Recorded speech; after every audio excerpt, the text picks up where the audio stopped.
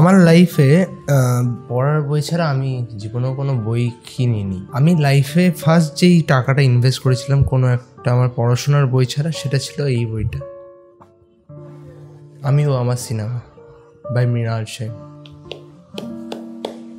বলে না সবার কাজ, বাংলা ইন্ডাস্ট্রির কাজ নাকি মরে যাচ্ছে বা বাংলা ইন্ডাস্ট্রি বেঁচে নেই, বা Srijit Mukherjee as a director আর বেঁচে নেই, যেটা আমরাও বলেছি অনেকবার।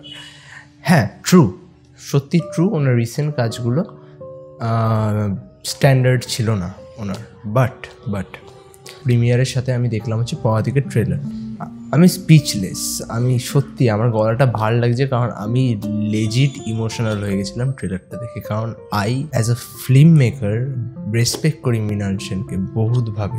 উনি আমাদের এই বেঙ্গলি ফিল্ম ইন্ডাস্ট্রিকে যেরকমভাবে সিনেমা দিয়েছে, যে কোনো সিনেমা ওনার সব কটার মধ্যে একটা আলাদা একটা রনেস, একটা আলাদা মেটাফরিক্যাল ভ্যালু আছে, সেগুলো কোনো সিনেমাতে আমরা পাইনি।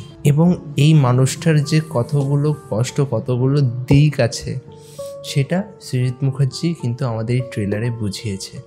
এবং ওনাকে যে কেন গিমিকি ফিল্ম মেকার বলা হতো, সেটার একটা বিশাল বড় রিজন কিন্তু এই ট্রেলারে বোঝা গেছে। অ্যান্ড একটা ফিল্ম মেকারের পয়েন্ট অফ ভিউতে যদি আমি দেখি, তাহলে ফিল্ম মেকারদের যদি সিনেমা ওয়ার্কআউট না করে আর সেটা যদি লোকজন অ্যাকসেপ্ট না করে, সেটার থেকে কষ্টদায়ক জিনিস একটা ফিল্ম মেকারের আর কিছু না। ওই জন্য স্টার্টিংয়ে সত্যজিৎ রের অপরাজিতার শর্ট দিয়ে শুরু হয়েছে, যেখানে ওনাকে সাকসেসফুল বলেছে, বাট আরেকটা পার্সন যেখানে নেক্সট শটেই মৃণাল সেনকে দেখিয়ে বলা হয়েছে আ ফেইল্ড ম্যান।